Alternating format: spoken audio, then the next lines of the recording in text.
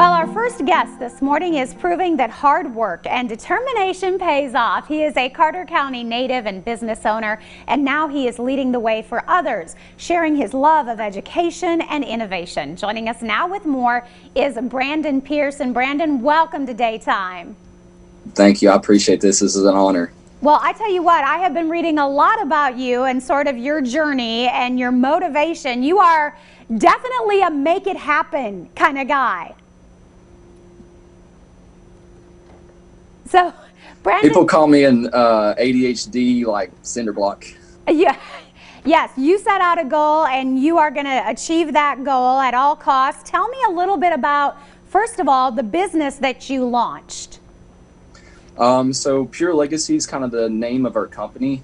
Future Innovators is kind of the idea behind STEM education to provide Royal Appalachian students affordable education so that way they can really grow their skill sets in the home environment, but also connect with their friends to be able to learn more and really grow their creative mindset both in and outside of, the school education environment. And you said that's one thing. You are kind of putting together things you wish you would have had to make your journey a little easier.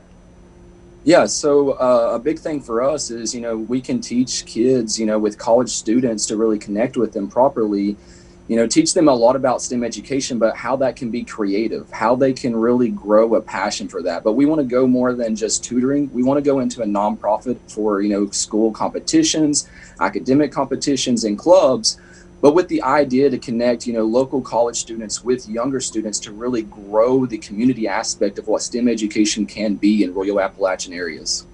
And I was seeing on your Facebook page, you have some different videos and we get to meet some of these folks, and you have one student in particular. Tell me a little bit about how tutoring has really helped this student grow.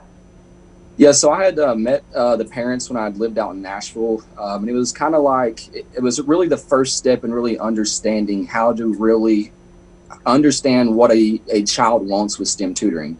His mom had mentioned he was really shy, he had a lot of creativity and she wasn't for sure how to help him.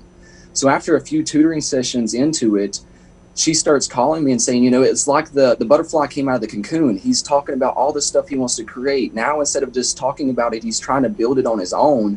And he's really starting to be more outgoing to friends. And at school, his teachers are saying that he's wanting to get ahead on classes, and he's asking about different ways of what he can learn outside of school, even for those classes that don't pertain to STEM education. And it was just something that meant so much to me, because people want $1 million company. What I want is for my heart to be sent out there to where children like that really benefit from STEM education and a growth that's just, you can't put a dollar sign on it. And one of the things I loved is you would look at those experiences like going to college, but instead of just kind of going through the motions, you were constantly looking for more, taking advantage of all the things that are offered to you, not just the courses, but the connections, the people, the programs. Yeah, I've had a lot of professors kind of look at me, and when they get to understanding my financial background for college, they really just, they look at me and they see, they see where I came from, but they let me know that that does not define me. That what I see from college is more so what I can give back by what I learn, but also the trials and tribulations of different things that come with the life of adapting to college, preparing kids ahead of time for that, and parents just letting me know the inside world can change someone's entire stepping stone into a higher education field. Wow, Brandon, we can see that your heart and soul is definitely into helping others achieve what you are achieving. What's next for you?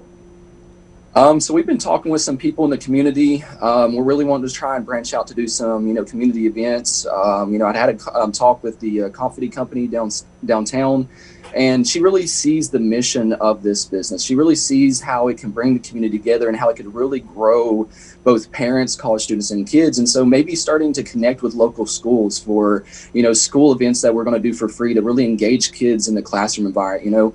Been talking with Hunter Green, who's a wonderful person my age that's doing a lot of great stuff in the church environment.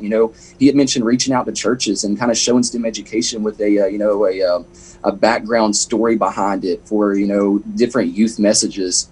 And then also connecting with local businesses that may want to just like, open up some space for parents to kind of eat, enjoy the day while their kid works with other kids and college students on STEM activities. And so the potential is there in so many different areas to bring the community together. Brandon, I love that you are so young and you're making your company and making a name for yourself. And aside from that, you want to help others do the same. I just think that is really cool.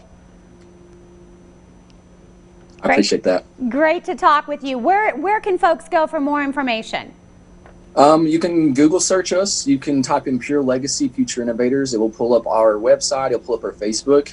You can kind of find my profile online, and I share a lot of the posts. But Future Innovators for Facebook's really the best place just because we have a lot of stuff there that's hard to post to the website. But the website gives more details and a lot of other pictures that you can see. All right. Well, we love the work you're doing. We're going to keep tabs on you and continue following your success. Thanks for joining us today. I appreciate that. We're hoping to have success from the Global Entrepreneurship Competition for February 5th and advance to the national stage to really start connecting at a higher level for connections to bring home. Man, some cool stuff. All right. Keep us posted. We're going to take a break. We'll be back with more of Daytime right after this.